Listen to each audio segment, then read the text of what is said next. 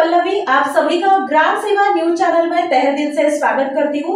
ग्राम सेवा news channel Maharashtra में Bhiwandi, Shirdi, Surat, Nashik, Solapur, Bangalore in सभी शहरों में गुजराती के साथ साथ मराठी, तेलुगु और हिंदी माध्यम के द्वारा प्रसिद्ध हुए।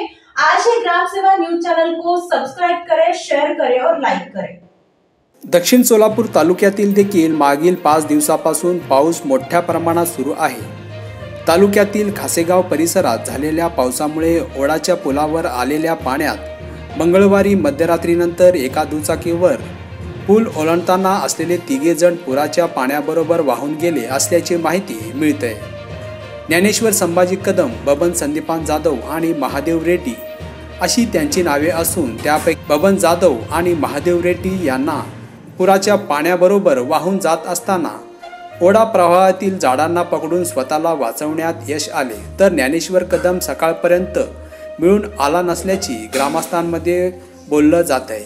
बबन जाधव आणि महादेव रेड्डी यांनी ग्रामस्थांना दिलेली माहितीवरून रात्री 3 ट्रिपल सीट 2 व्हीलरवरून गावाकडे येत असताना पाण्याचा आणि प्रवाहाचा अंदाज न आल्याने प्रवाहामध्ये दुचाकीसह 3ही वाहून गेले।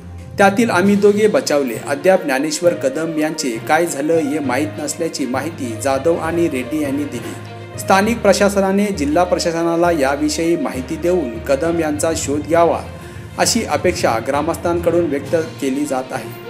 तालुक्याचे तहसीलदार अमोल जमदाडे, प्रांताधिकारी विठ्ठल उदमले यांनी या घटनेची गंभीर दखल घेऊन वाहून गेलेल्या कदम यांचा शोध घ्यावा आणि कासेगावमधील हा खड्ड्यात गेलेला ओढ्याचा पूल याची उंची वाढवण्यासाठी प्रयत्न व्हावे अशी अपेक्षा व्यक्त केली जात आहे।